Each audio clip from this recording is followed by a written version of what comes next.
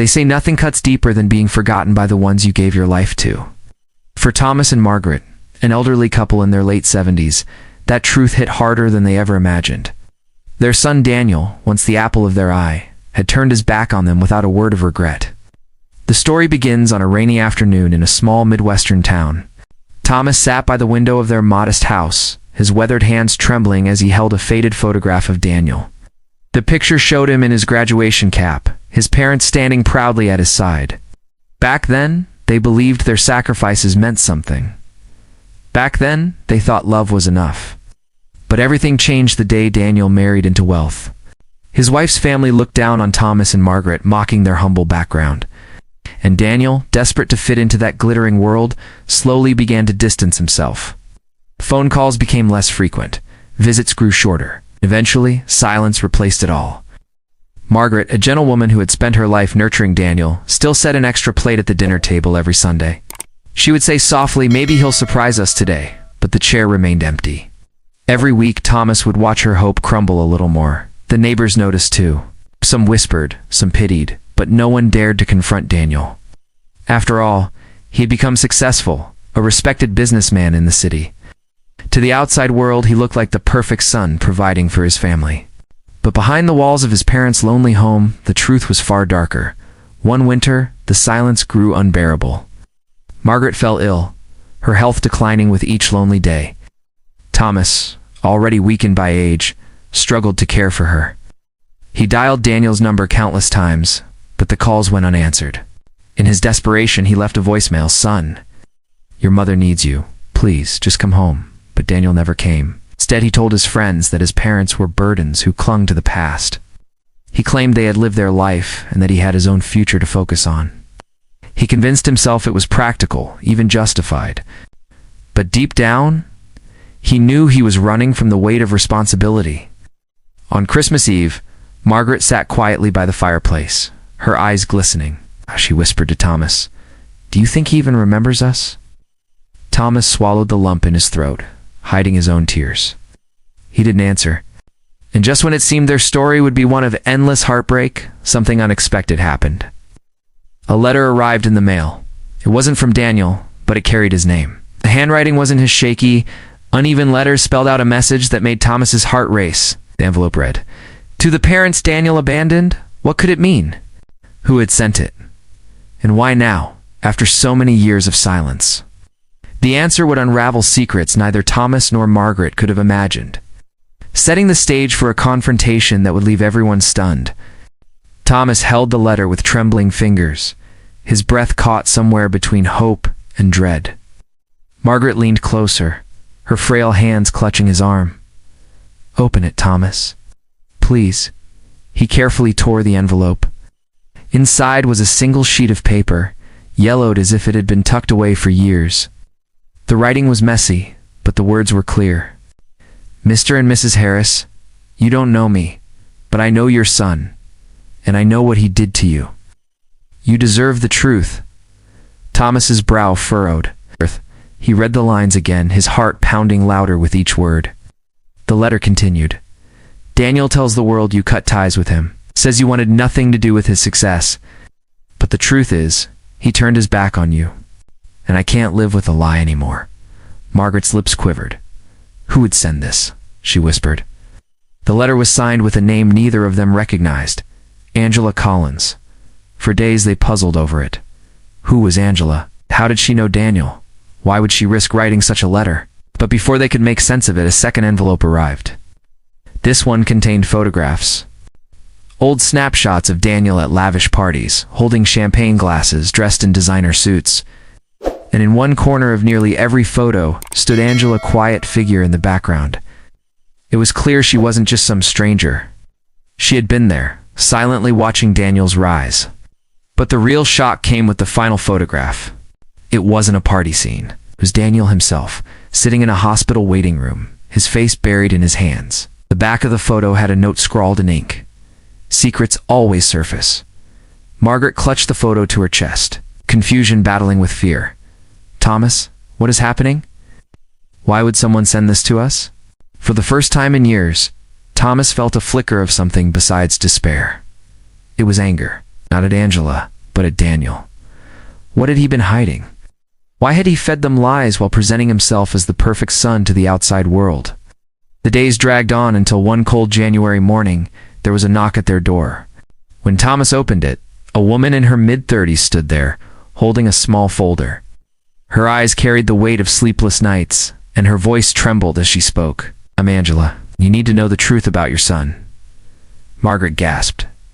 The woman stepped inside, removing her coat. She placed the folder on the table. Inside were documents, bank records, contracts, even a will. Every page pointed to the same chilling reality. Daniel hadn't just abandoned his parents, he had used them. Angela explained everything.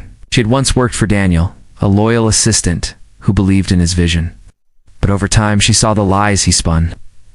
He told investors that his parents were financial backers of his company, using their names to secure deals. He told his wealthy in-laws that his parents were estranged by choice, painting himself as the victim. He built his empire on deception, dragging his parents' names through the mud without them even knowing. Margaret covered her mouth, tears streaming down her face. He used us, our names. Angela nodded, her eyes soft with pity. Yes, and now, everything is starting to collapse. The investors are asking questions. His marriage is on the rocks. The man you raised is about to be exposed. Thomas leaned back, his chest tight with a mix of rage and sorrow. For years he had begged Daniel for a phone call, a visit, even a moment of honesty. And now he realized the truth.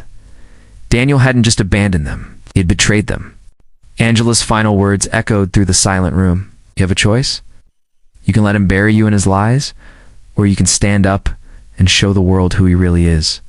Margaret whispered through her tears, but he's our son. Thomas's voice, steady, despite the storm inside him, cut through the air. Yes, and that's why this hurts the most. Little did they know. The decision they were about to make would not only change their family forever, would leave the entire community stunned. For nights after Angela's visit, Thomas and Margaret lay awake, their minds heavy with betrayal. Every memory of Daniel, his first steps, his laughter as a child, the pride they once felt was now stained with the truth. Their son had not only abandoned them, he had turned them into pawns in a cruel game of ambition. Margaret wanted to forgive, to cling to the hope that there was still goodness in him. But Thomas couldn't silence the burning in his chest. He had been silent too long. For years he had allowed Daniel's absence to break their hearts quietly. Not anymore. A week later, they traveled to the city. Margaret's frail body leaned against her husband's arm as they entered the glass tower where Daniel's company operated. Angela had arranged everything. The investors Daniel had deceived were gathering for an emergency meeting, demanding answers, and Thomas and Margaret were invited. The conference room was filled with sharp suits and cold stares. At the center stood Daniel, polished, confident, the very image of success. But when his eyes met his parents', his face drained of color. "Mom? Dad? What? What are you doing here?" His voice cracked. Thomas said nothing at first. Instead, he placed the folder Angela had given them on the table. Its documents spilled out, every lie laid bare. Gasps echoed across the room as the investors leaned forward, scanning the evidence. One man, a stern executive, turned to Daniel. "You told us your parents were wealthy backers. You swore they supported your company. Was that a lie?" Daniel's lips moved, but no words came. His gaze darted between his parents, searching for sympathy, for rescue. But all he saw in Thomas's eyes was disappointment deeper than any punishment. Margaret's voice trembled as she finally spoke. "We gave you our love, Daniel. We gave you everything we had, and you gave the world lies." The silence that followed was suffocating.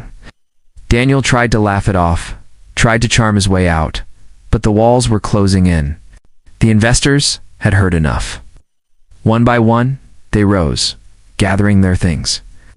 His empire was crumbling right before his eyes. When the room emptied, only Thomas, Margaret, Angela, and Daniel remained. For the first time in years, Daniel was face to face with the family he had betrayed. "Why?" Thomas asked quietly, his voice thick with pain. "Why was our love not enough?" Daniel collapsed into a chair, his facade shattered. I wanted more. I was tired of being the poor boy from nowhere. I thought if I left all of that behind, if I left you behind, it'd finally matter. Margaret's tears fell freely. You mattered. The moment you were born, Daniel, you mattered. Because you were ours. Not because of money. Not because of status. Angela, watching silently, wiped her own eyes. She had seen the ruthless businessman Daniel became, but this broken man before them was different, vulnerable, small. For a long moment no one spoke. The weight of years of silence pressed down on them. And then, Thomas did something no one expected. He reached into his pocket, pulling out the same faded graduation photograph he had stared at so many lonely nights. He placed it on the table. "This is the boy we raised," Thomas said. "This is the boy we loved. But the man sitting here today, I don't recognize him." Daniel stared at the photo, his shoulders shaking. "Dad, please, don't leave me like I left you." Margaret touched her husband's arm, whispering Thomas. He looked at her, then back at their son. The anger in his eyes softened, but the pain remained. "He left us with nothing but silence. If you want us back, Daniel, you'll have to earn it." The room was still, the air thick with the sound of Daniel's quiet sobs. For the first time, the man who once thought he was untouchable was brought to his knees not by enemies, but by the parents he had forgotten. In the weeks that followed, word spread quickly. The mighty businessman, exposed by his own lies, humbled by the very people he had cast aside. Neighbors who once pitied Thomas and Margaret now looked at them with respect. Strangers stopped to shake their hands, and Daniel began to rebuild, not his company, but something far more valuable. Each Sunday, the empty chair at Thomas and Margaret's table was filled once again. Not with the perfect son they once imagined, but with a broken man trying, slowly, to be worthy of forgiveness. And for Thomas and Margaret, that was enough. Because in the end, the greatest wealth is not money, but love, the kind that survives even the deepest wounds. So remember this: no matter how far you rise, no matter how successful you become, never abandon the ones who gave you their everything, because life has a way of teaching lessons that no fortune can erase. If this story touched your heart, don't forget to share it. And subscribe for more powerful stories that remind us of what truly matters.